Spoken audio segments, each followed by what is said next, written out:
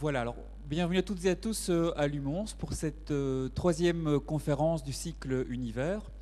Après le voyage dans le temps proposé par notre ami Claude Semet, on change complètement de sujet, mais on reste dans des sujets tout à fait passionnants, puisqu'on a la chance d'accueillir ce soir Vinciane Debaille, qui est chercheur qualifié FNRS. Elle est géologue, elle travaille actuellement à l'ULB. Alors elle a eu une carrière, elle a une carrière assez riche, puisqu'elle a commencé ses études à l'UCL, avant de réaliser sa thèse sur tout ce qui touche au volcanisme à Clermont-Ferrand. Elle est partie ensuite travailler à la NASA, et puis elle nous revient aujourd'hui en Belgique, et elle a accepté avec enthousiasme notre invitation. Alors, de fil en aiguille, de lave en cailloux, elle est devenue aujourd'hui spécialiste des météorites, et non seulement elle les étudie en laboratoire, mais elle est même allée les chercher dans un des endroits les plus inhospitaliers de la Terre, l'Antarctique. Donc merci beaucoup d'avoir accepté notre invitation et bienvenue à Mons. Merci. Bonne soirée à tous. Merci, bonsoir à tous. Donc, merci pour cette invitation. Je vais aujourd'hui vous parler un petit peu de terrestre et puis un peu d'extraterrestre. Et je vous parlerai un peu de notre mission en Antarctique et pourquoi finalement on est allé aussi loin pour chercher des météorites. Alors ce soir, n'hésitez pas, avant de repartir, de passer tout près du podium. On a la chance d'avoir un magnifique spécimen de météorite qui nous est prêté par Vincent Jacques et qui est la fameuse météorite russe qui est tombée un peu plus tôt cette année. Donc n'hésitez pas à venir faire un tour pour voir ce qui se passe ici. Alors, notre histoire, elle va commencer un peu dans le système solaire. Alors ça, c'est un petit dessin qui n'est pas du tout à l'échelle. Par contre, nous avons le Soleil, Mercure, Vénus, la Terre et la Lune, Mars, Jupiter. Et entre les deux, on a ce qu'on appelle la ceinture d'astéroïdes. Alors cette ceinture d'astéroïdes, c'est pas, comme on l'a souvent pensé, une planète qui aurait explosé en milliers de morceaux. C'est simplement des corps rocheux qui n'ont jamais formé de planète. Et il faut vous imaginer que c'est quelque chose d'assez encombré, c'est un peu le périphérique aux heures de pointe de Bruxelles. Et ces astéroïdes, ils vont rentrer en collision les uns avec les autres, un peu comme le périphérique de Bruxelles aux heures de pointe.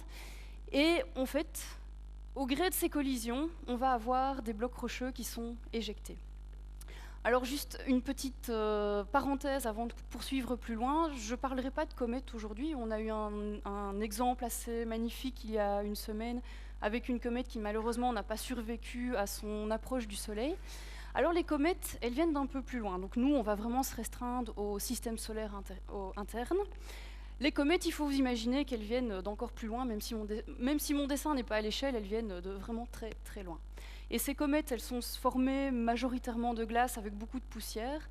Et malheureusement, c'est pour ça qu'à leur approche du Soleil, cette glace en fait se sublime, ça devient directement de la vapeur d'eau. C'est ce qui forme ces magnifiques queues cométaires. Vous voyez que les queues cométaires, elles sont systématiquement dans la direction inverse du Soleil. On a souvent envie de voir une jolie comète avec la queue qui la suit. En fait, ça dépend simplement de la position de la comète avec le Soleil. Je referme cette parenthèse sur les comètes et je reviens à mes astéroïdes qui rentrent en collision les uns des autres. Et au gré de ces collisions, en fait, ils vont quitter leur orbite circulaire, et puis ils vont voyager de manière aléatoire dans l'espace. La majorité des astéroïdes aujourd'hui est bien dans cette ceinture d'astéroïdes, mais il en existe d'autres qui vivent cachés sur les orbites des autres planètes. C'est ce qu'on va appeler des astéroïdes troyens, comme la légende de la ville de Troie. On a des astéroïdes troyens sur l'orbite de Jupiter, on en a aussi sur l'orbite de la Terre. Généralement, eux, on ne risque pas vraiment de les retrouver, ils vivent leur vie à leur vitesse sur la même orbite qu'une planète. Et puis on a ce qu'on appelle les astéroïdes géocroiseurs. Eux, ils vont croiser justement l'orbite terrestre. Et là, par contre, ils peuvent poser danger, mais ils peuvent nous intéresser pour échantillonner justement ce qui se passe ici. Alors on va distinguer deux cas. Le premier cas, c'est simplement quand cet astéroïde rentre dans l'atmosphère terrestre, il va se consumer. Et puis, il va tellement se consumer qu'il n'en reste plus rien. Ce sera une très jolie étoile filante, mais on ne retrouve rien au sol. Donc, c'est joli, mais ça ne va pas nous intéresser beaucoup. Et puis, si cet astéroïde était suffisamment gros au départ que pour survivre à son entrée dans l'atmosphère, on va le retrouver au sol. Ce sera une météorite, et là, on va pouvoir aller la rechercher. On va pouvoir l'échantillonner et l'étudier pour savoir ce qui se passe toujours plus loin dans le système solaire. Alors juste, petite diversion, on me demande souvent comment reconnaître une météorite. C'est pas toujours facile, mais il y a quelques petits trucs et astuces. Le premier, c'est une croûte de fusion noire. Vous le verrez en vous approchant tout près. Alors j'ai un peu de technologie ici. Ici, donc, vous avez un échantillon de météorites que vous pourrez venir observer après. Et vous voyez ici qu'on a... Oups, pas de chance. Qu'on a ici une croûte noire, et puis on a l'intérieur de la météorite. C'est un peu comme un cake brûlé. Simplement, l'extérieur a été brûlé par l'entrée dans l'atmosphère, il a resolidifié très rapidement, et on a une sorte de croûte de fusion. Et puis, si on casse la météorite, on va voir ce qui se passe à l'intérieur. Et ici, vous pouvez observer, j'en reparlerai après, des petites billes qui sont les fameux condres, qui sont des matériaux très anciens dans le système solaire. Je vais y revenir juste après. Donc la croûte de fusion, généralement, c'est le meilleur indicateur pour vous dire c'est une météorite. Je vais revenir.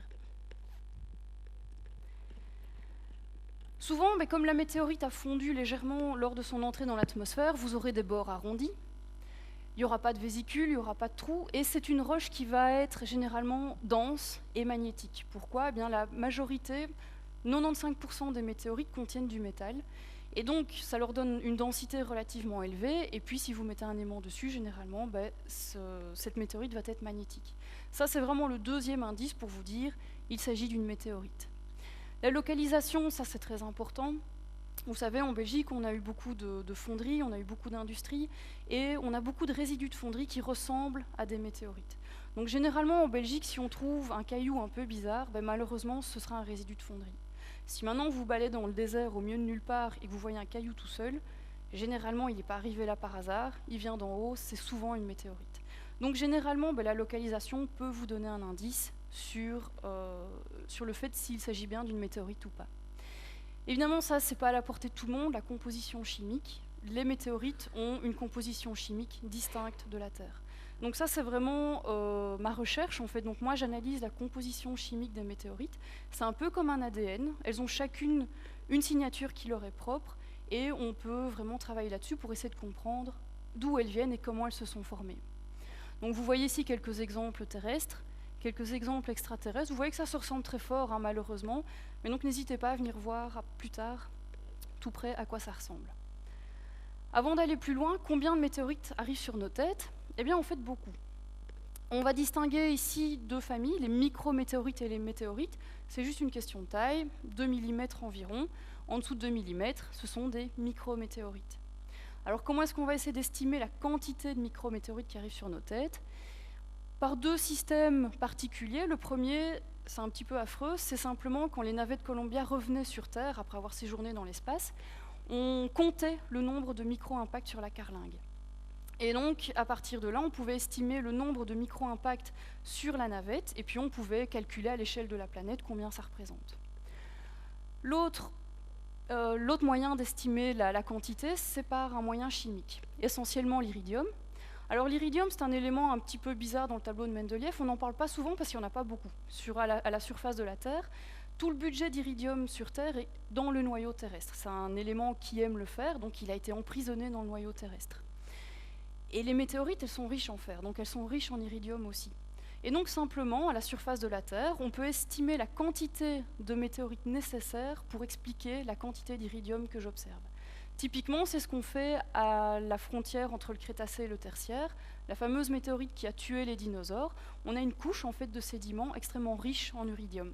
Et donc pour nous, c'est vraiment l'indice qu'il y a eu en tout cas un impact de météorite. Il n'a peut-être pas tué les dinosaures, mais il y a bien eu un impact de météorite à ce moment-là. Les météorites, c'est plus simple, on les voit tomber. Et donc on va simplement soit faire des statistiques de boules lumineuses dans le ciel, donc on a pas mal d'observations maintenant en astrophysique, et donc on peut compter simplement le nombre d'éclairs lumineux, le nombre d'étoiles filantes. Et puis on peut faire des statistiques de découverte dans le désert. Donc le désert, on n'est pas censé avoir une roche, donc si on en a, ce sont des météorites, et puis par kilomètre carré, on estime qu'on a X météorites par an, donc on peut estimer la surface du globe, combien de météorites est-ce qu'on peut avoir. Vous voyez que plus une météorite est petite, et plus elle est fréquente, et les météorites les plus larges sont les moins fréquentes. Quelque part, c'est quand même tant mieux pour nous, parce que je vous rappelle que la chute d'un gros astéroïde pourrait quand même poser de graves problèmes pour l'humanité. On a environ 4500, 4000, entre 1000 et 4500 chutes de de plus d'un kilo par an, et on est dans la dizaine de milliers de chutes de plus de 100 grammes. N'oubliez pas que la surface de la Terre, c'est 2/3 d'eau, 2/3 d'océan, donc malheureusement, 2/3 de tout ce matériel en fait est bêtement perdu dans les océans. Nous recevons 1/3 sur les continents, et ce tiers restant, eh bien, malheureusement, la plupart n'est pas retrouvé, c'est pas si facile que ça.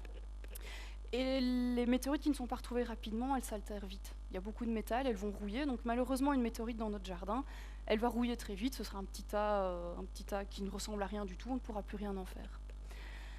Ça nous dit en tout cas qu'on a 47 000 tonnes de matériel par an, de matériel extraterrestre par an qui tombe sur nos têtes. 40 000 tonnes environ de micrométéorites et environ 7 000 tonnes de météorites. Alors les micrométéorites, on en a partout, on en a dans nos cheveux, on en a dans nos poussières, enfin dans les poussières de la maison, il y en a vraiment partout. On ne sait pas en faire grand-chose, on a des outils maintenant qui nous permettent de les analyser, mais c'est vraiment quelque chose, on en a vraiment partout. Les météorites, c'est un peu plus localisé, ce sont des échantillons plus gros.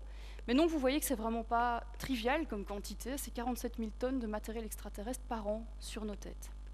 Et donc 85% de micrométéorites. Alors ce petit schéma compliqué, c'est la classification des météorites. Donc à partir du moment où on s'est dit, voilà, les météorites, elles viennent d'ailleurs, elles viennent de l'espace, on a essayé de les faire rentrer dans des familles. Et au fur et à mesure qu'on trouvait des météorites, on a inventé de nouvelles familles. Et donc à l'heure actuelle, on essaye toujours de classer chaque échantillon nouveau dans une des familles qu'on existe. Et puis parfois, tant mieux pour nous, on découvre de nouvelles familles. Vous voyez que c'est un petit peu complexe. Ce qu'il faut vraiment retenir, c'est les deux plus grandes familles. À gauche, vous avez les météorites non différenciées ou primitives, donc non différenciées qui n'ont pas connu de différenciation, qui n'ont pas fondu, elles sont restées primitives. Et puis les météorites différenciées, ce sont des météorites qui ont fondu au sens géologique du terme, donc qui sont devenues des laves à un moment. Elles viennent d'astéroïdes qui ont connu une activité volcanique, ou de planètes comme la planète Mars. De l'autre côté, donc ces fameuses météorites primitives, ce sont des astéroïdes qui sont restés intacts depuis la naissance du système solaire. Pour nous, c'est évidemment très important. Ce sont vraiment les matériaux de construction des planètes, et en les étudiant, on essaie de comprendre comment les planètes se sont formées. Alors ces chondrites, ces météorites primitives, qu'est-ce que c'est ? On va les appeler des chondrites. Alors c'est un nom un petit peu bizarre, mais ça vient de ces petites billes que vous voyez ici, dont je vous avais parlé précédemment. Ce sont des chondres. Et les chondres, qu'est-ce que c'est ? Si vous vous souvenez, quand Tintin va sur la Lune, par exemple, notre brave capitaine Haddock essaye de boire son whisky, et malheureusement, en apesanteur, tout liquide prend la forme de moindre énergie, une sphère. Et si c'est valable pour le whisky, c'est valable pour les laves. Donc il faut vous imaginer qu'une lave en apesanteur, ça va devenir une petite bille. Si je fonds une roche en apesanteur, elle va prendre une forme sphérique. Et ces petits chondres, c'est exactement ça. À un moment, dans le système solaire, on a eu des décharges électriques qui ont fondu les premières poussières. Ces premières poussières, elles ont pris une forme sphérique, et puis elles ont recristallisé sous forme sphérique. Ce sont ces chondres. Vous voyez ici une drôle de tache qui n'est pas du tout sphérique et qui est très blanche à l'écran. Ça, c'est ce qu'on appelle une inclusion riche en calcium et en aluminium. Ça, c'est très important pour nous. Ce sont les plus vieux solides du système solaire. On a les chondres, qui sont très vieux, mais pas tout à fait les plus vieux. Et donc, on a ces fameux CAI, pour l'anglais Calcium Aluminium Inclusion, qui sont les premiers solides du système solaire. On peut les dater, et grâce à eux, on connaît l'âge du système solaire. À l'heure actuelle, on en est à 4 568,5 millions d'années. Donc les géologues, on a toujours bien le temps, on parle en millions d'années. Donc vous voyez que c'est à la fois très vieux et extrêmement précis. Ce qui va nous intéresser dans ces chondrites, donc on a des chondres, on a des CAI, puis on a des inclusions de fer-nickel. Ça, c'est également un indice qui nous montre que ces météorites n'ont pas fondu. Simplement, si je fonds une météorite, je vais avoir une lave et je vais avoir du métal, et le métal est plus dense que la lave, que les silicates, et donc ils vont en être extraits. C'est ce qui se passe dans les planètes. Le noyau de la Terre, ça a été du métal fondu, et maintenant le noyau de la Terre, c'est du métal. Dans ces météorites primitives, comme elles n'ont pas fondu, on a toujours des paillettes de métal avec des minéraux silicatés, comme on les observe sur Terre. Finalement, on a de manière extrêmement rare, mais c'est peut-être aussi lié aux méthodes d'analyse, des grains présolaires. Alors je vous ai dit que les CAI, c'était ce qu'on avait de plus vieux dans une météorite. C'est vrai, ça date l'âge du système solaire, mais en fait on retrouve des grains qui étaient là avant le système solaire. Comment est-ce qu'on le sait? Eh bien, ils ont des compositions complètement exotiques comparées à ce qu'on observe à l'heure actuelle. Leurs compositions sont tellement différentes et à la fois très proches de ce qu'on peut observer dans d'autres nébuleuses que l'on sait qu'ils viennent d'ailleurs et qu'ils ont été finalement emprisonnés dans ces chondrites quand elles se sont formées, quand elles se sont agglomérées les unes avec les autres. L'intérêt pour nous, je vous ai dit qu'elles venaient de la ceinture d'astéroïdes. C'est pas dit par hasard. Vous avez ici donc 2 chondrites, vous voyez toujours ces petites billes par-ci par-là.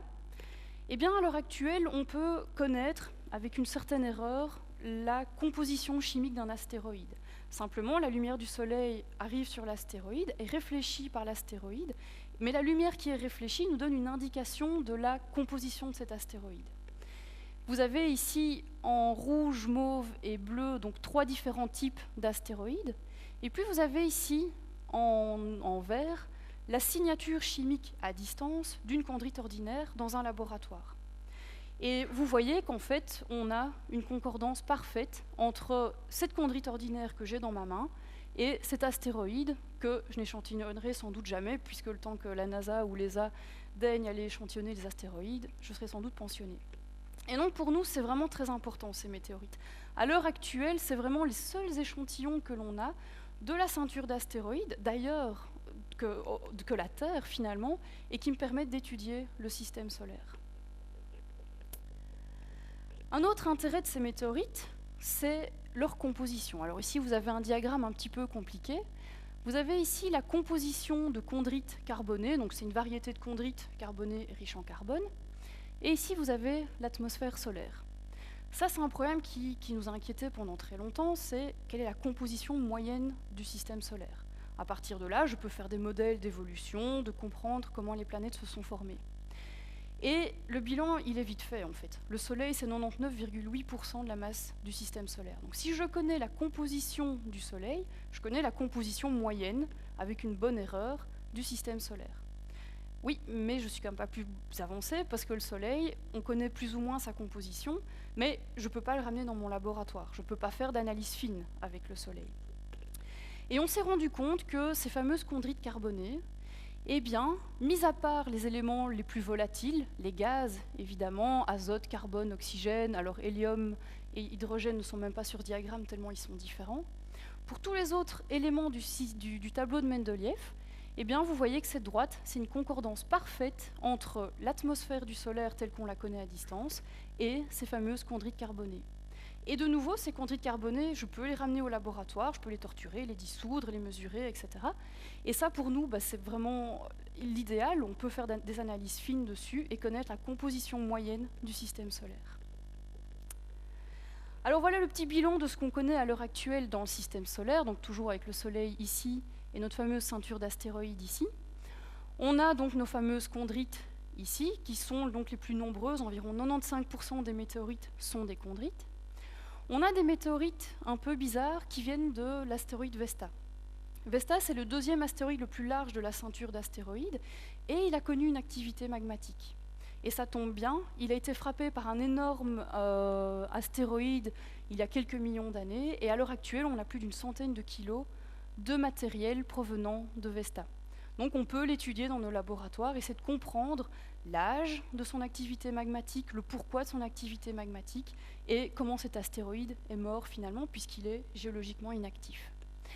On a des météorites qui viennent de Mars. Alors ça, c'est super pratique aussi, parce qu'on a des petits robots qui se baladent à la surface de Mars, mais de nouveau, on ne peut pas faire des analyses fines avec ces petits rovers. Et donc, à l'heure actuelle, on a également une centaine de spécimens qui viennent de Mars. Je vais en reparler un petit peu après. On a des météorites lunaires. Alors elles, ça a été assez facile. On avait des échantillons de la Lune des missions Apollo. Et donc on a simplement comparé leur composition chimique avec ces météorites qui étaient un petit peu bizarres. Et de nouveau, on peut voir qu'elles viennent de la Lune. C'est pratique, parce que les missions Apollo, elles sont quasiment toutes atterries au même endroit. Et donc, généralement, quand on regarde uniquement les missions Apollo, l'échantillonnage, il est très limité. C'est comme si je voulais étudier la Terre et que je m'étais posée uniquement en France. La France est grande, mais malgré tout, je ne peux pas avoir une idée globale de la Terre en restant en France. Eh bien, avec les météorites lunaires, on peut échantillonner la face cachée de la Lune et d'autres endroits qui sont inaccessibles à l'heure actuelle.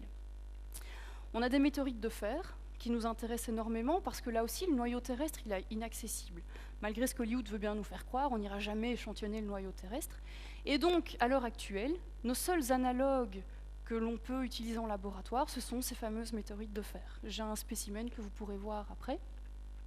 Et puis on a des choses un peu exotiques, des mélanges de métal, de silicate, qui sont relativement mal expliqués géologiquement à l'heure actuelle et qui feraient intervenir des processus géologiques qui n'existent plus sur Terre, typiquement des impacts qui mélangent du matériel fondu et qui donnent des choses un peu exotiques, mais magnifiques comme les palasites. Alors les météorites martiennes, je vais un petit peu m'attarder dessus, c'est un peu mon dada, j'ai pas mal travaillé dessus. Et on en a vu tomber plusieurs. Alors la première, ça a été Chassigny en France en 1815, puis Shergoti en Inde en 1865, Nakhla en 1911 en Égypte, qui a eu la bonne idée de tuer un chien. Donc à l'heure actuelle, c'est le seul animal, ou en tout cas le seul être vivant qui a été tué par une météorite dans l'histoire.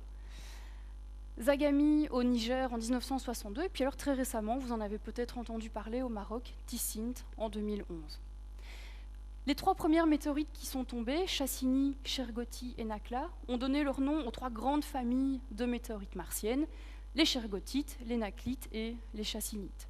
On en a une petite dernière dont vous avez peut-être entendu parler parce que c'est la fameuse météorite où il y a peut-être des traces de vie. Alors elle, c'est embêtant, elle rentre dans aucune de ces trois catégories, donc elle forme une famille à elle toute seule. Vous voyez, son nom est un peu bizarre, elle vient d'Antarctique. C'est simplement Alan Hills, les initiales, 84, l'année de sa découverte, 001, c'est la première qui a été analysée cette année-là. Alors ces météorites martiennes, où est-ce qu'on les trouve si on ne les voit pas tomber? Beaucoup de campagnes en Antarctique et en zone désertique. Vous voyez, je vous parle déjà de l'Antarctique, on va y revenir un petit peu après. Et ces météorites, comme je vous l'ai dit, elles nous permettent de comprendre la formation de la planète Mars. Pour nous, c'est vraiment essentiel. Les rovers qui se baladent à la surface de Mars, ils nous apprennent énormément, mais à l'heure actuelle, pas autant que ce que je peux faire dans un laboratoire, analyser la composition chimique de cette météorite. Souvenez-vous, la composition chimique d'une météorite, d'une roche en général, c'est son ADN. On va essayer de retrouver son histoire avec sa composition chimique. Alors, à l'heure actuelle, on a environ une cinquantaine de météorites martiennes qui ont été retrouvées, et ça fait environ 130 roches dans nos mains. Pourquoi? Simplement parce qu'une météorite, quand elle arrive dans l'atmosphère, elle va souvent se fragmenter. Et donc, généralement, la même météorite va donner lieu à plusieurs spécimens. Donc, à l'heure actuelle, on considère qu'on a environ 50 différentes météorites, mais environ 130 roches en main. Ce sont des roches ignées, ça veut dire que ce sont des laves. Ça, c'est très important pour comprendre le système solaire. Ce sont vraiment des laves, un peu comme on peut en trouver au Canada, par exemple. Et alors, qui sont métamorphisés par des chocs d'impact, simplement pour avoir une météorite martienne à l'heure actuelle. Voilà comment ça se passe. On se trouve à la surface de Mars. Et puis, si on a des météorites qui arrivent sur Terre, on a aussi des météorites qui arrivent sur Mars. Et donc, la plupart du temps, une météorite qui arrive sur Mars, elle va nous faire un joli cratère avec une éjection de matériel sur le côté. Et puis, de temps en temps, si l'angle d'attaque et si la météorite est suffisamment large, on va éjecter du matériel de la planète Mars. Souvenez-vous que la gravité de Mars est beaucoup plus faible que celle de la Terre, donc c'est beaucoup plus facile d'éjecter du matériel de Mars. Et donc c'est ce fameux métamorphisme dont je vous parle. Simplement, lors du choc, on va augmenter la pression localement, et donc on va avoir des phases minérales qui vont apparaître. Donc, pour nous, c'est une situation très idéale, mais il faut toujours garder à l'esprit que ces météorites ont subi un petit peu de choc et de chauffage, en fait. Donc généralement, elles sont un petit peu transformées comparées à leur état d'origine. Alors comment est-ce qu'on identifie une météorite martienne? Vous vous doutez bien qu'il n'est pas marqué Made in Mars quand on la retourne. Et c'est une question qui a pas mal occupé les gens dans les années 80. Alors à ce moment-là, on avait des météorites qui n'avaient pas de condre, donc on savait qu'elles avaient fondu. Elles avaient des âges de cristallisation jeunes, je vais en reparler juste après. Et à l'heure actuelle, on sait que... je vais passer à la suite. Donc alors, je reprends mes condres. Vous voyez ici toujours une chondrite avec ses petits chondres. Ici, vous avez 2 images de météorites martiennes. C'est un peu décevant, c'est moche, ça ressemble à une lave terrestre. Alors les âges de cristallisation jeunes, donc je vous dis, les géologues, on a toujours bien le temps. Ici, on va parler en termes de 200 millions d'années. C'est très jeune dans le système solaire. À l'heure actuelle, la plupart des corps planétaires sont éteints. Et si je regarde donc ma fameuse toute seule ALH 84001, elle a 4 milliards d'années, c'est très ancien. Les chassignites et les naclites, elles ont environ 1,3 milliard d'années. C'est déjà un peu plus jeune, c'est un peu plus interpellant à expliquer. Et puis surtout, les shergottites, elles ont entre 165 et 500 millions d'années. Et ça, c'est très jeune. Ça veut dire que dans le système solaire, je dois trouver une planète qui est capable de tenir une activité volcanique jusqu'il y a 200 millions d'années. Alors si on fait un peu le bilan de manière pragmatique de ce qu'on trouve dans le système solaire, je vous ai parlé de Vesta, c'est un petit astéroïde, on a eu de l'activité magmatique pendant 10-15 millions d'années. La Lune, on a eu de l'activité magmatique jusqu'il y a environ 3 milliards d'années. C'est assez jeune finalement pour un astre qui est éteint maintenant. Mercure, on n'en sait rien, mais la planète est éteinte à l'heure actuelle. Vénus et la Terre, bon, Vénus, on pense que la planète est encore active, mais l'atmosphère de Vénus est telle que je ne pourrais pas éjecter une météorite, elle serait consumée en fait dans l'atmosphère vénusienne en sortant de l'orbite de la gravité de la planète. Et donc finalement, de manière pragmatique, il n'y avait que Mars. Et donc les gens se sont posés énormément de questions en se disant, mais enfin, c'est pas possible. Donc les gens ont commencé un peu à s'engueuler dans les années 80 en se disant, certains disaient ça vient de Mars et d'autres disaient c'est pas possible. À l'heure actuelle, juste pour vous situer, on estime que la dernière activité magmatique de Mars, elle a environ 2 millions d'années. Vous voyez, c'est relativement jeune comparé à tout ce que je viens de vous présenter ici. Alors il y a les isotopes de l'oxygène. L'oxygène, il a 3 isotopes, 16, 17 et 18. Et on s'est rendu compte que les planètes étaient caractérisées par leur signature en oxygène. La Terre et la Lune sont sur la même droite. Donc ici, vous avez l'oxygène 17 sur l'oxygène 16 et ici l'oxygène 18 sur l'oxygène 16. Vous devez simplement retenir que la proportion de chacun de ces isotopes varie en fonction des planètes. La Terre et la Lune, elles ont la même histoire, elles sont sur la même droite. Vesta, donc mes fameuses météorites qui viennent de Vesta, elles sont sur une droite ici. Et puis toutes mes météorites martiennes, elles étaient sur la même droite. Alors à l'époque, de nouveau, ça ne nous disait pas que ça venait de Mars, mais ça nous disait qu'en tout cas, elles venaient toutes de la même planète. Et puis, ça c'est vraiment le diagramme qui a mis fin à cette discussion, c'est l'analyse de l'atmosphère martienne. En 1984, on s'est rendu compte que des minéraux de ces fameuses météorites martiennes contenaient un peu de gaz. Et donc on a réussi à analyser les gaz présents dans ces bulles. Et ça tombe bien parce qu'on connaissait l'atmosphère martienne. On avait envoyé les sondes Viking dans les années 70, donc on connaissait plutôt bien la composition chimique de l'atmosphère martienne.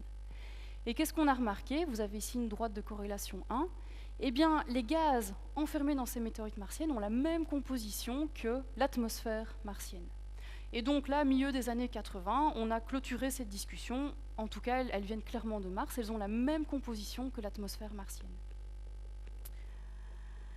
Si je fais un petit peu le bilan de tout ce qu'il existe aujourd'hui, on a 58 208 météorites classifiées par la Meteorological Society. Donc c'est un organisme sérieux aux États-Unis qui s'occupe de répertorier toutes les météorites qui ont été classifiées un jour. Donc ça veut dire que si une météorite traîne sur une table de salon, elle n'est évidemment pas répertoriée dans cette base de données. Et cet organisme, donc, il s'occupe de gérer une base de données qu'on peut trouver en accès libre sur Internet. Donc la semaine dernière, il y avait 58 208 météorites dans cette base de données. Chaque année, ce nombre augmente d'environ 1500 spécimens, souvent grâce aux campagnes en Antarctique qui sont très efficaces, comme je vais vous en parler juste après. Donc en général, vous voyez qu'on a environ 90-95% en moyenne de chondrites. Vous voyez ici les chondrites ordinaires, c'est 87% de toutes les météorites qu'on trouve. Alors on les appelle ordinaires, pas parce qu'elles sont inintéressantes, mais juste parce que ce sont les plus communes. Alors ça, c'est déjà plus embêtant.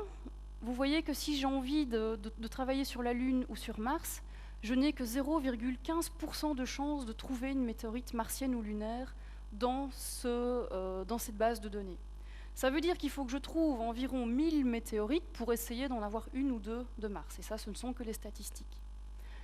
On a également des météorites de fer, environ 4% de météorites de fer. Et donc souvent les gens m'ont dit, mais enfin vous en avez déjà plus de 50 000, pourquoi est-ce qu'on se casse encore la tête à aller trouver des météorites?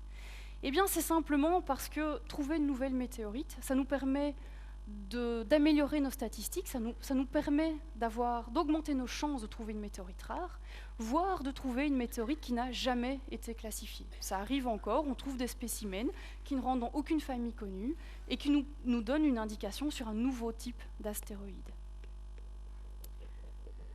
Alors où est-ce qu'on trouve des météorites? Évidemment, on va toujours dire, on les voit tomber, c'est le plus évident, et finalement, ce n'est pas le plus facile. Si vous vous souvenez, donc notre fameuse météorite russe, on sait que la masse principale était tombée dans un lac, on voyait un énorme cratère dans la glace, et pourtant il a fallu plus de 6 mois pour qu'ils la trouvent dans le fond de ce lac.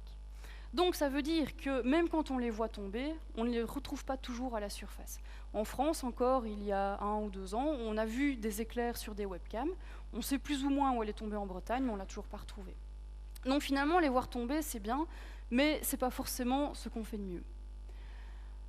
Les trouvailles aléatoires, c'est le moins efficace, mais ça marche quand même. On trouve des gens trouvent des fois un caillou un peu bizarre dans leur jardin. Mais souvenez-vous que malheureusement, dans nos jardins, on va avoir de la pluie, du vent, du gel. Et donc, toutes ces météorites, toutes ces roches vont subir l'altération terrestre. Donc malheureusement, au bout de quelques années, généralement, elles vont se dégrader, à moins d'être dans des conditions particulières, des déserts secs, ou des endroits où les conditions climatiques sont un peu plus favorables. Donc les trouvailles aléatoires, généralement, ça ne marche pas très bien. Ce qui marche le mieux, ce sont les campagnes de terrain dans les déserts, chauds ou froids. On est dans des conditions climatiques particulières, il fait sec, et les météorites, généralement, sont bien préservées. Donc quand on peut y aller, généralement, on a des spécimens qui sont là depuis longtemps, mais qui restent bien préservés. Si je regarde un peu les statistiques de découverte dans le monde entier, on va commencer par l'Europe. La France, vous voyez qu'on a 85 météorites retrouvées, et la Belgique, à l'heure actuelle, on a 5 météorites qui existent dans les collections.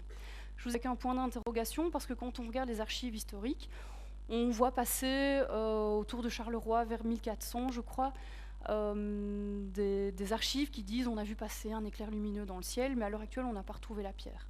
Donc on a des indices, oui, il y a eu une météorite, mais on n'a pas la pierre.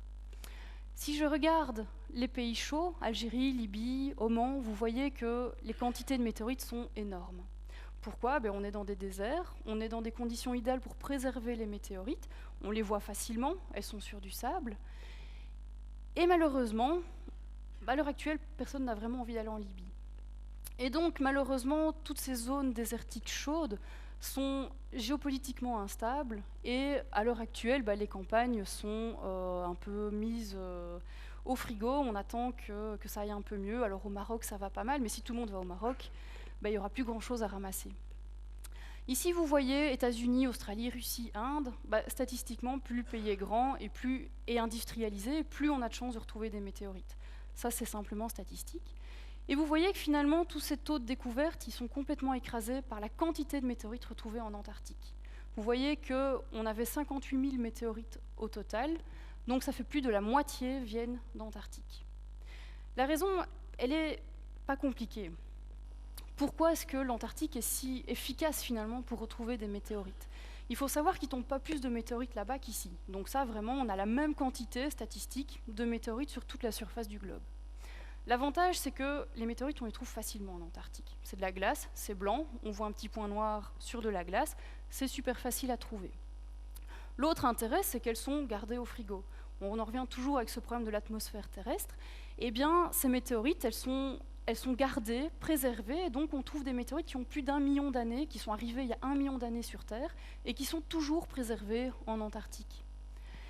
Ça, c'est vraiment le plus important. C'est la concentration de météorites dans des endroits particuliers liés au mouvement des glaciers. Je vais en parler juste après. Et dernier point important, c'est que les échantillons sont protégés par le traité antarctique.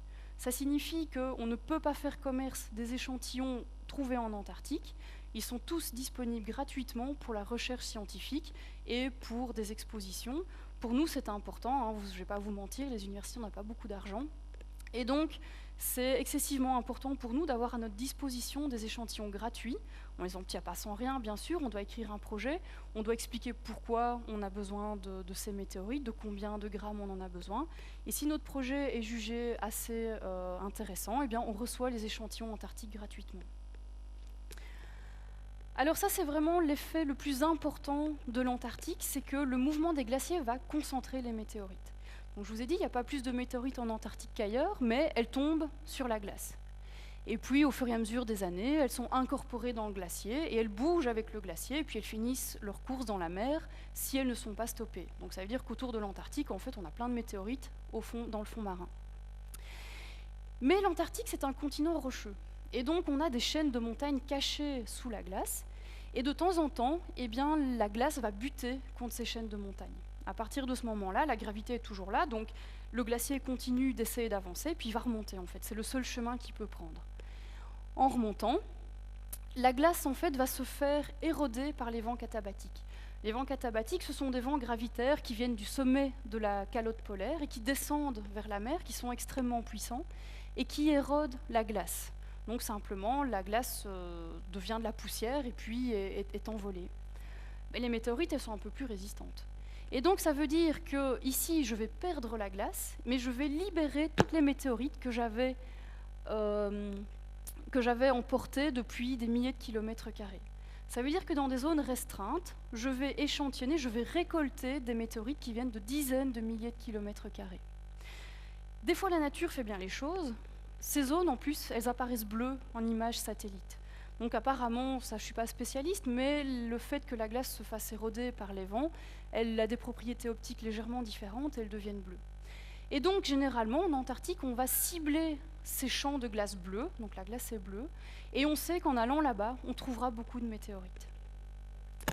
Alors pour obtenir un champ de glace bleue, il faut des chaînes de montagnes, et vous avez ici une carte de l'Antarctique avec ici les montagnes transantarctiques qui séparent l'Antarctique en deux. Et vous voyez que la plupart des champs de glace bleue, donc les petits points verts, on aurait pu les mettre bleus, ils sont contre ces montagnes transantarctiques. À l'heure actuelle, ce sont les Américains qui échantillonnent essentiellement ces champs de glace bleue parce que la base américaine est à peu près ici. Et vous voyez qu'on a quelques champs de glace bleue un peu ailleurs, loin de ces montagnes transantarctiques. Et ce qui va m'intéresser, c'est ce qui se trouve ici. Ici, on a plusieurs chaînes de montagnes que les Belges connaissent bien, les montagnes Belgica, les montagnes Sorrendein et les montagnes Yamato. Et donc, en fait, les Belges connaissent bien parce que beaucoup d'expéditions belges dans les années 60 ont exploré en fait ces zones. Et vous voyez qu'on a quelques champs de glace bleue dans cette zone. Alors ici, c'est de nouveau une carte dans l'Antarctique et je vais zoomer donc juste dans cette partie supérieure. Donc vous voyez ici les montagnes Sorrendein, ici on a les montagnes Belgica, les montagnes Yamato, et donc vous voyez ici des zones où la glace est bleue en images satellites. Alors l'Antarctique et les météorites, c'est quand même une longue histoire. La première trouvaille a été faite en 1912, c'était une trouvaille aléatoire, et on ne s'est pas vraiment posé de questions sur le potentiel de l'Antarctique. On s'est dit, tiens, chouette, une météorite, on en trouve un peu partout. Ça s'est arrêté là, en Terre Adélie, donc dans le secteur australien. Et puis les Japonais ont beaucoup travaillé dans ces zones-ci. Vous voyez ici la base japonaise de Shiowa et la base japonaise d'Asuka. Donc Yamato, évidemment, ça vient d'un nom japonais. Et eux, en fait, ont vraiment été les premiers à se rendre compte du potentiel, en fait, de météorites de l'Antarctique. Ils ont réalisé la première collecte systématique en 1969 dans cette région-ci. Ils n'en ont pas récolté beaucoup, une petite dizaine, mais vraiment, ils ont été les premiers à se dire, en fait, qu'il y avait un vrai potentiel, une vraie efficacité à aller en Antarctique pour trouver des météorites. Ils ont investigué toute cette zone, donc cette zone est extrêmement prometteuse pour le nombre de météorites, et puis ils ont été ici, dans le champ de glace bleue de Nansen. Nansen, c'est un explorateur norvégien. Donc vous voyez que cette zone est un peu compliquée, les Belges ont été, les Norvégiens ont été, les Japonais ont été, et donc c'est assez rigolo quand on regarde une carte géographique, on trouve des noms belges, on trouve des noms japonais, et puis des noms norvégiens. C'est un mélange assez rigolo. Ce qui va nous intéresser un peu plus du côté belge, c'est à l'heure actuelle la station Princesse Elisabeth, qui est située juste ici, donc juste au nord des Sorrendein. La station d'Asuka n'existe plus à l'heure actuelle, a été démantelée. Et donc vous voyez que la Belgique est extrêmement bien placée pour avoir accès au champ de glace bleue de Nansen. Ce projet, je vais juste vous montrer, c'est un projet d'équipe, de collaboration, on y va rarement tout seul. Et à l'heure actuelle, on a 2 projets qui se chevauchent pour aller en Antarctique. C'est le projet SAMBA et le projet BELAM. Il faut toujours un bon acronyme pour un bon projet scientifique, SAMBA. Entre la VUB, l'ULB et l'Institut royal des sciences naturelles de Belgique. Et donc, depuis 2010, nous sommes allés 2 fois en Antarctique, en partant ici de la station Princesse Elisabeth. Donc vous voyez qu'on doit traverser ces montagnes. En fait, ça se fait assez rapidement. Il y a un glacier qui descend ici, donc nous on remonte le glacier. Et il y a environ 120 km entre la station Princesse Elisabeth et le champ de glace bleue de Nansen. Alors juste pour vous donner une petite indication, je vais en reparler après. Ici, on se trouve à environ 1000 mètres au niveau de la mer. Ici, on se trouve à 3000 mètres au niveau de la mer. Donc on monte vraiment sur la calotte polaire. La première année, en 2010-2011, on a échantillonné cette première partie du champ de glace bleue, et puis on a échantillonné cette deuxième partie, il nous en reste toujours un petit peu. En fait, on a été très optimiste au début, on s'est dit hop, on va tout chercher et ce sera très facile, mais c'est sans oublier la météo antarctique qui vous rattrape toujours et qui est assez handicapante. Alors la première mission a eu lieu en 2010-2011, on travaille en collaboration avec les Japonais. De nouveau, une mission scientifique, ça ne se fait pas en partant de rien. Et donc, ici, nous sommes dans un cadre où finalement, ils nous font profiter de leur expérience, puisqu'ils y ont déjà été, et nous, on leur fait profiter de la logistique de la base belge. Et donc, on a un travail en collaboration entre le Japon et la Belgique, à l'époque avec l'armée également. Et voilà à quoi ça ressemble d'aller sur le plateau. Donc nous, on a beaucoup de chance, on dort dans des containers. C'est vraiment des containers de bateaux, comme on peut le voir au port d'Anvers, qui ont été isolés à l'intérieur et qui ont été transformés avec des lits, avec une cuisine de mobil-home. Et donc, je dois dire que nos conditions, elles sont relativement agréables pour l'Antarctique. Mes collègues américains ont un peu moins de chance, ils dorment sous tente, de l'autre côté de l'Antarctique.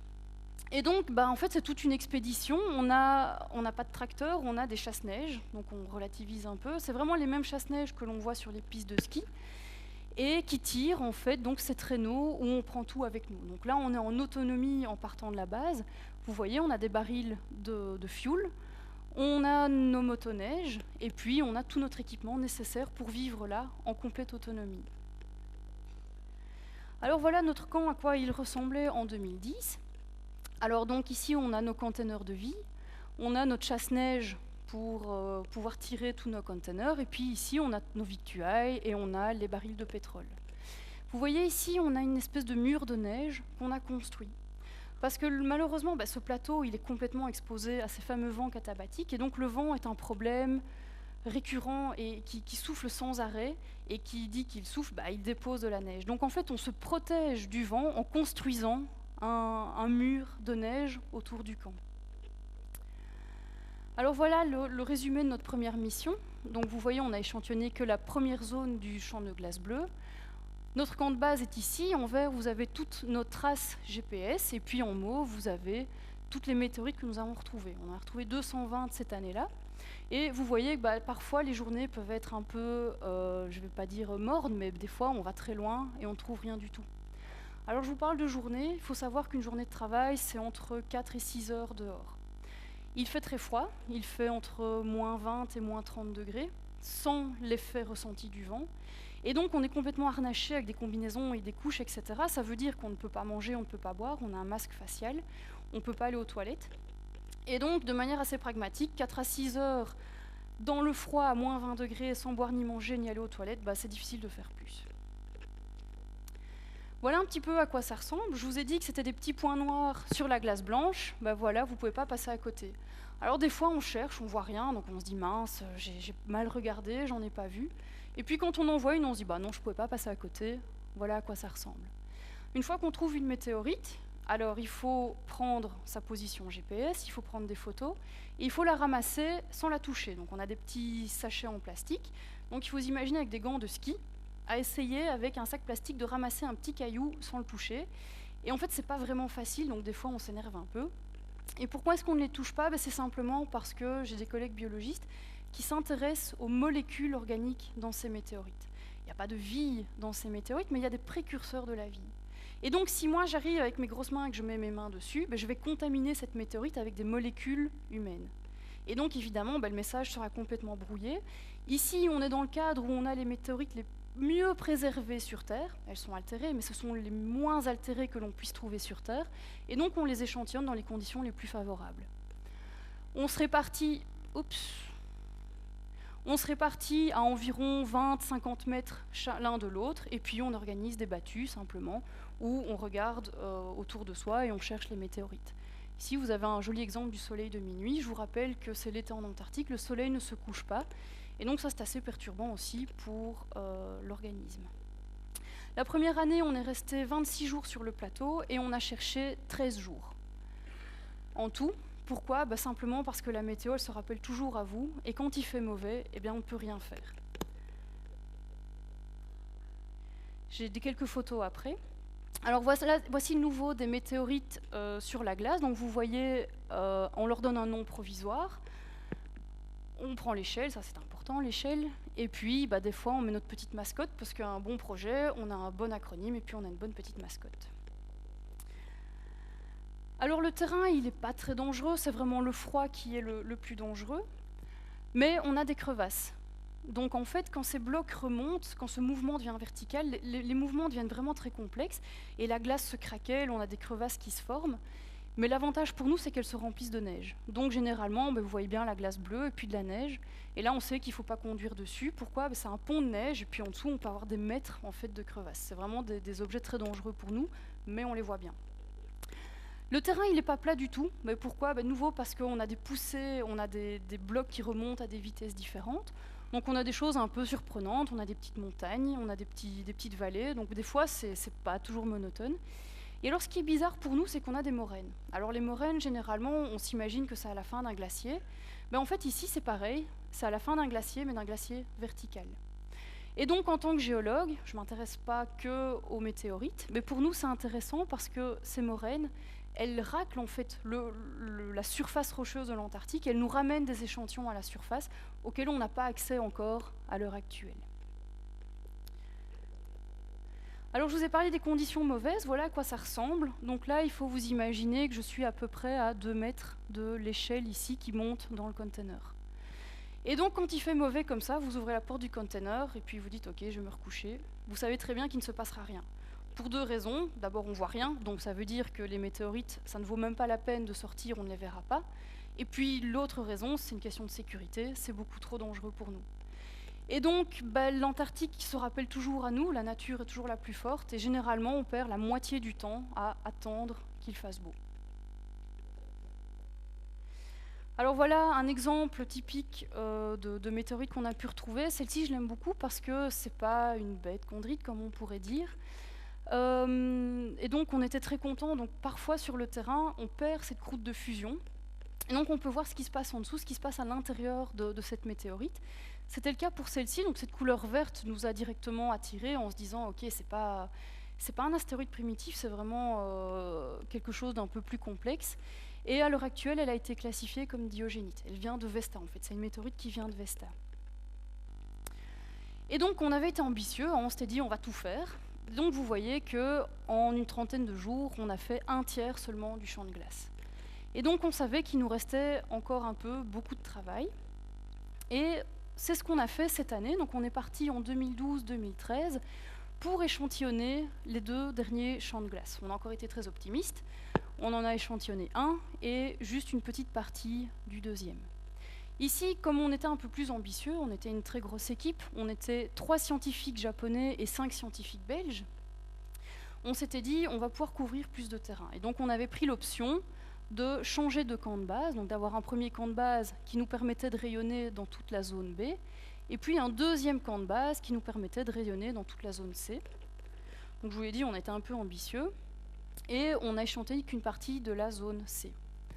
Alors voilà l'équipe de cette année. Donc vous voyez toujours une bonne parité entre les Japonais et les Belges. Puis la particularité de cette photo, c'est que l'équipe belge, elle est très féminine. On était 4 femmes sur 5. Alors ce pauvre garçon, il a survécu, il a toujours toute sa tête, je vous rassure. Mais je pense que c'est quand même un message important que les femmes en sciences, et même en Antarctique, on fait quand même du bon boulot. Alors, vous voyez ici les courbes de niveau, avant que je remette plus loin. Donc là, on a 2700 mètres, 2800, 2900, 3000 mètres. Il faut savoir qu'au pôle, l'atmosphère est beaucoup plus mince. Ça veut dire que si j'étais dans les Alpes à 3000 mètres, on sait tous plus ou moins ce que ça fait. Mais quand je suis en Antarctique à 3000 mètres, c'est comme si j'étais à 4000 mètres. Et à 4000 mètres, on commence à ressentir le manque d'oxygène et le mal des montagnes. C'est ce qu'on appelle le mal des montagnes. Donc on a reçu un briefing médical particulier, si on ressentait des nausées, des difficultés à respirer, etc. Dans ces cas-là, il n'y a qu'une seule chose à faire, c'est redescendre. On ne peut plus rester à cette altitude-là. Le problème, donc personne n'a souffert de mal des montagnes, mais le problème, c'est que l'organisme souffre énormément. Donc les 15 premiers jours, on porte des caisses et puis on est complètement essoufflé en se disant « mais enfin, allez, c'est quand même pas possible ». Donc vraiment, on ressent ce manque d'oxygène et on dort très mal. Donc la nuit, on fait des nuits très, très courtes, on se réveille sans arrêt, on fait énormément de rêves. Et donc quand on se réveille le matin, c'est comme si on n'avait pas dormi. Et donc finalement, même si nos journées étaient quelque part courtes, on est fatigué simplement d'être là et de ne pas dormir, de subir en fait les effets de l'altitude.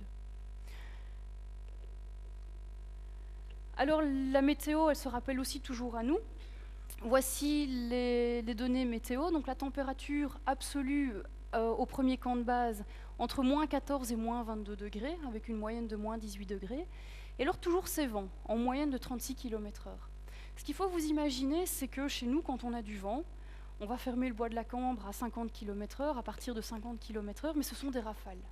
Là-bas, il faut vous imaginer que le vent, il souffle sans arrêt. On n'a pas de rafale, c'est vraiment un souffle continu.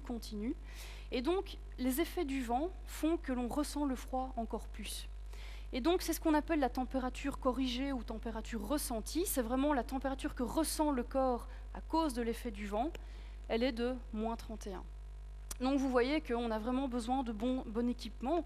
On a vraiment du matériel technique extraordinaire. Mais malgré ça, au bout de 4 à 6 heures, on a froid aux pieds, on a froid aux mains, on commence à avoir froid partout. On ne peut pas rester plus longtemps dehors. Alors, on a encore eu moins de chance au deuxième camp. Alors, est-ce que c'est parce qu'on était un petit peu plus tard en janvier ou un petit peu plus haut en altitude? On n'en sait rien. Mais donc, vous voyez que là, on a eu des températures beaucoup plus basses, jusqu'à moins 27. On a eu une température de moins 31 une fois, c'est l'été. Rappelez-vous que c'est bien l'été. Et la température corrigée moyenne, elle est de moins 36 degrés. Donc, vous voyez quand même des conditions estivales. Voici quelques photos du terrain. Donc, toujours, ces crêtes qui se forment et qui se font éroder par le vent.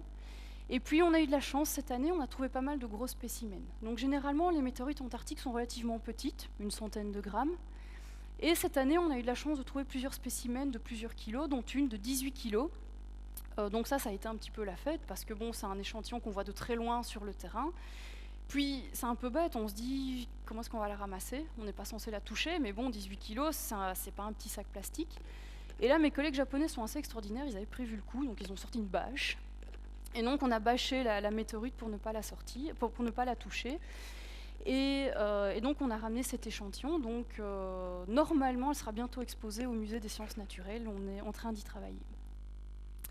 Alors voilà une photo du camp, à quoi ça ressemblait. Donc ici, le camp était un petit peu plus grand qu'il y a 2 ans. Nous avons les containers belges ici et les containers japonais. Donc l'idée, c'était de les séparer pour laisser la place au vent de s'engouffrer dans le camp et d'éviter de déposer de la neige. Alors ça n'a pas très bien marché parce que ici vous avez une photo avant que la neige ne se dépose.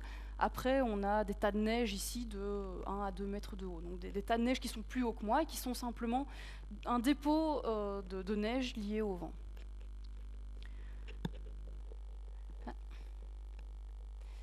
Ici je vous mets un petit film du terrain, à quoi ça ressemble simplement. Désolé, il n'y a pas de son. Donc vous voyez toutes ces zones de crevasses sur la glace, vous voyez ce vent qui balaye sans arrêt, et puis mes collègues, où on se répartit en fait pour chercher sur une certaine zone les météorites. Donc vous voyez, je ne sais pas si on voit bien, là toujours ce vent qui balaye en fait en continu la surface. Vous voulez que je le remette ou ça va? L'intérieur des containers, je vous ai dit que c'était assez confortable. Bon, alors on va pas non plus... c'est quand même pas l'hôtel 5 étoiles, hein, on n'a pas d'eau liquide. Donc ça veut dire qu'il faut aller pelleter de la neige tous les jours et la faire fondre pour avoir de l'eau à boire. Et donc ça veut dire qu'on n'a pas d'eau pour se laver, donc on est quand même dans des conditions un peu spartiates. On a donc des lits, vous voyez, on a quand même des matelas, des semi-halates, donc ça, même si on dort mal, finalement, c'est assez confortable. Et donc on a une cuisine qui ressemble un peu à un intérieur de mobil-home. Là, je dois dire que c'est assez ingénieux et confortable. Alors quand il fait mauvais, de nouveau, voilà à quoi ça ressemble. Et malheureusement, quand il fait mauvais, il faut quand même aller chercher de l'eau à boire. Ça, ok, on ne va pas chercher de météorites, mais il faut quand même avoir de l'eau liquide. Et donc voilà à quoi ça ressemble quand il fait mauvais et qu'il faut quand même sortir pour aller pelleter un peu de neige. Donc vous comprendrez vite que quand il fait mauvais, on va vite se recoucher et on ne fait rien d'autre. Comparé à il y a 2 ans, cette année ça a été un peu frustrant, à savoir qu'on a eu 15 jours de beau temps, et donc à un moment pour l'organisme, comme je vous ai dit, c'est dur quand même pour l'organisme, donc on a eu 15 jours de travail en continu, et puis tout à coup on a eu 15 jours de mauvais temps en continu. Et là je peux vous dire que le temps il est vraiment long. Quand le 10e jour vous vous réveillez qu'il fait toujours aussi mauvais et qu'on attend et qu'on ne fait rien, c'est quand même assez dur pour les nerfs. Alors quand on a des tempêtes, on a de la neige qui se dépose. Donc l'Antarctique est un désert, on a peu de précipitations fraîches, mais le vent balaye la neige, et puis dès qu'il y a un obstacle, la neige se dépose. Ici, vous voyez le traîneau avec notre fioul, après nos fameux 10 jours de tempête de neige, 10-15 jours.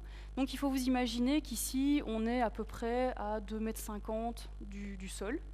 Et donc vous imaginez que ce traîneau, il était posé à la surface du sol et que maintenant il était recouvert de neige. Et là le problème c'est que il va falloir le déneiger parce que les tracteurs ils peuvent pas tirer et le traîneau et toute la masse de neige au-dessus. Donc malheureusement on a pris nos pelles et on a déneigé à la main notre fameux traîneau pour qu'il puisse être retiré et ramené à la station. Ici j'ai une petite vidéo du camp, du 2e camp, donc à 360 degrés. Donc vous voyez ici notre fameux traîneau qui était complètement sous la neige, qu'on a donc déneigé à la main. Vous voyez ici le champ de glace qui commence. Donc nous on se met toujours sur la neige parce qu'il faut de l'eau pour boire et que c'est plus facile de prendre de la neige que de la glace. Alors ici vous avez nos motoneiges qu'on met face au vent pour éviter justement qu'il y ait trop de neige qui s'accumule dessus. Bon, ça marche plus ou moins. Et là, vous voyez toute cette ride qui est complètement artificielle, qui est juste liée au vent, en fait. Donc il faut imaginer que ces conteneurs, ils étaient au sol de nouveau. Toute cette ride aussi, elle est liée de nouveau au vent qui emporte le vent et se fait déposer la neige. Et donc vous voyez vraiment, il n'y a rien. C'est vraiment le vide total. On peut regarder à 360 degrés autour de soi et il n'y a vraiment rien. C'est un peu reposant et c'est un peu stressant à la fois. Donc voilà le bilan de nos 2 campagnes finalement. Donc notre première campagne 2010-2011 et puis cette année 2012-2013. Donc vous voyez, on a commencé à échantillonner ce champ de glace. Et donc vous voyez que en fait, il va falloir y retourner. L'Antarctique n'a pas été très clément avec nous et que donc il faudra revenir au prochain épisode pour que je vous raconte combien de météorites on a trouvé. La dernière dia, c'est un petit résumé finalement de la participation belge et de nos missions belgo-japonaises. Je ne vous ai pas parlé de celle de 2009-2010 dans les montagnes Balkenfiela, ici. Et donc vous avez ici les 2 missions dont je viens de vous parler. Ici environ 600 météorites, ici environ 200 et ici 425 météorites. Donc à l'heure actuelle, la Belgique a retrouvé plus de 1000 météorites en Antarctique. Voilà, je vous laisse avec cette photo, avec cette magnifique météorite donc de 18 kg. Et à la question, est-ce qu'on sourit quand on a le visage couvert par un masque? La réponse est oui. C'est bête, mais on ne peut pas s'empêcher de sourire quand on prend une photo. Voilà, merci beaucoup.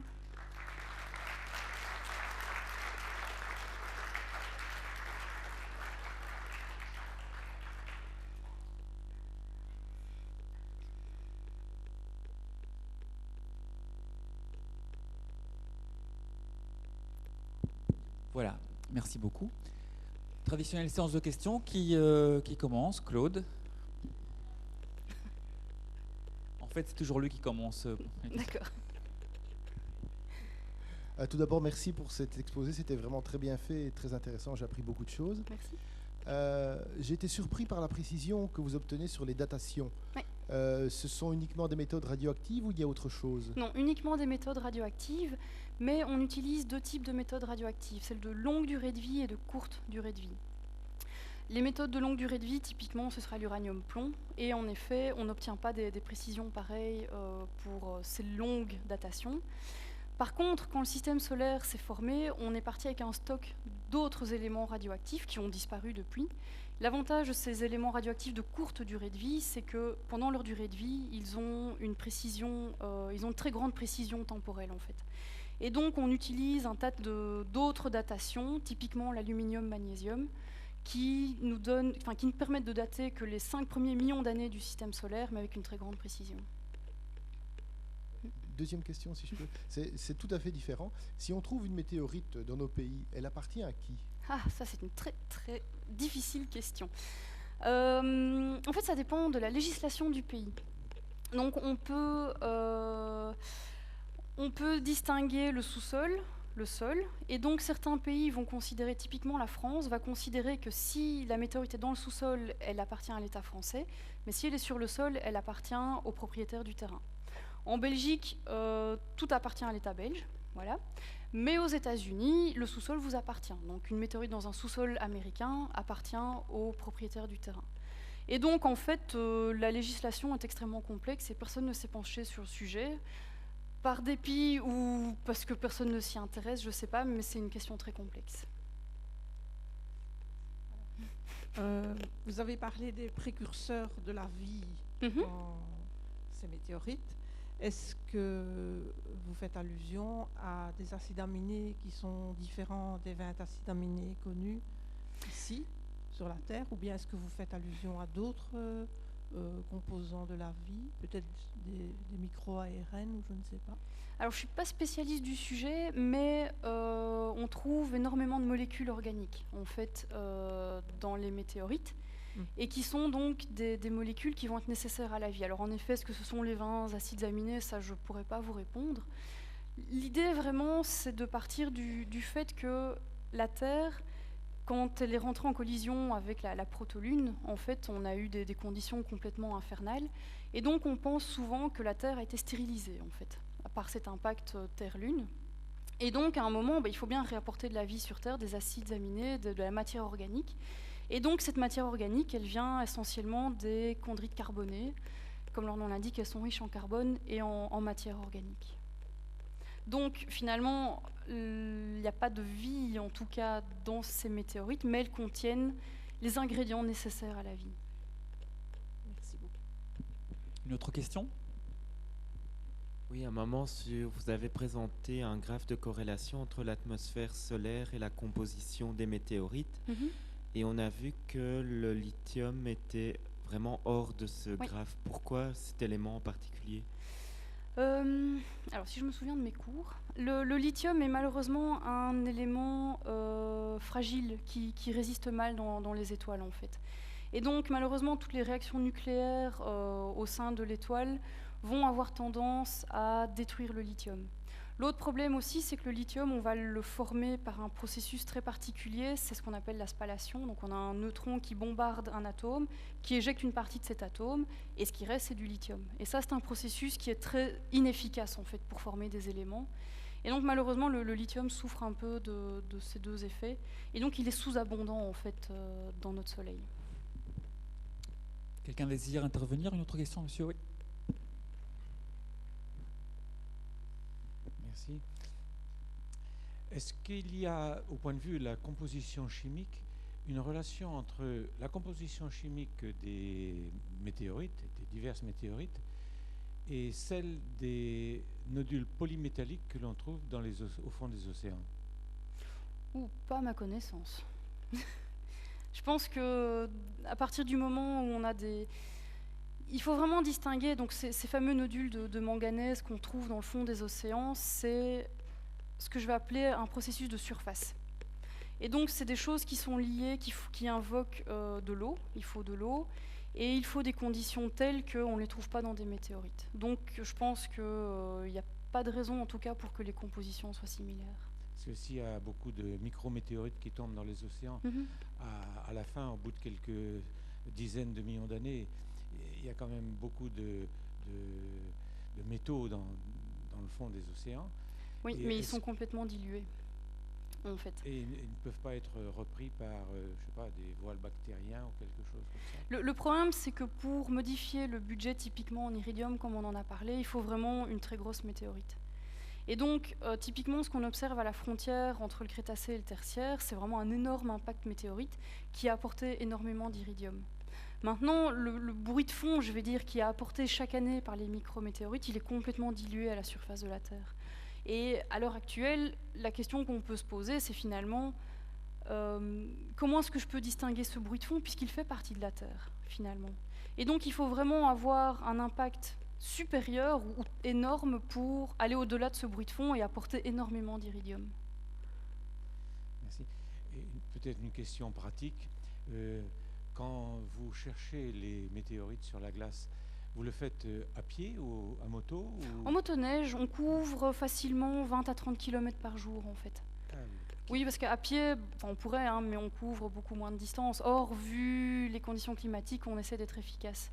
Donc, on y va en motoneige, mais à du 10-15 km par heure. Donc, c'est pas du rodéo. Merci. C'est pas vraiment les météorites, mais en rapport avec la conférence quand même. Les débris de moraine qu'on retrouve un peu par endroit, est-ce que vous en avez récolté, échantillonné, et qu'est-ce que ça apporte comme information finalement? Alors, on en a échantillonné, évidemment. Quand on passe à côté, on ne peut pas se dire « je ne prends rien ». À l'heure actuelle, on attend toujours, on est en train de lancer le projet, donc je ne peux pas encore vous dire ce qu'ils nous montrent.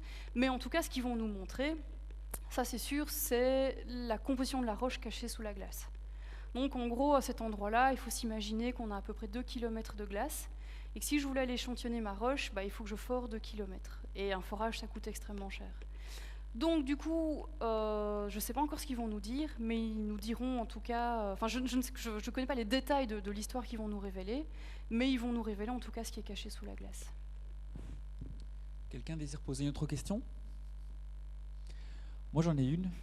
Tu avais proposé qu'on regarde avec la petite caméra les météorites que Vincent nous a amenées. Est-ce que tu as fait allusion à la météorite de Russie, si je ne me trompe pas? Donc voilà, je ne sais pas si on peut passer... Ça, je ne sais pas, c'est un peu... Vincent, tu veux peut-être aller, si tu veux bien, si tu es d'accord. Alors, je vais juste spécifier que les météorites, on ne les touche pas d'abord pour les contaminations biologiques en Antarctique, mais sous nos latitudes, on évite aussi de les toucher parce que ça rouille et qu'on a de l'humidité sur nos mains. Donc ici, moi j'ai 2 spécimens que vous pouvez toucher parce qu'ils sont dédiés à ça, mais je ne pense pas que l'autre météorite vous y aurez accès parce que malheureusement, on essaie de les préserver et de les garder intacts. Donc il faut toujours bien penser que quand on les manipule, en fait, on les fait rouiller un peu plus vite. Donc voilà. Donc elle restera sous cloche, malheureusement. Vous êtes les bienvenus, bien sûr.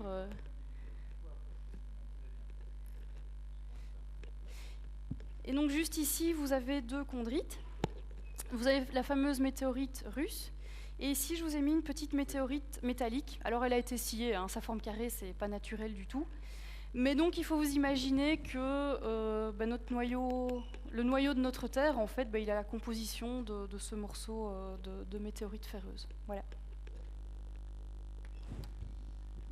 N'ayez pas peur, venez. Voilà. Et on peut applaudir Vinciane, merci beaucoup, c'était super. Merci.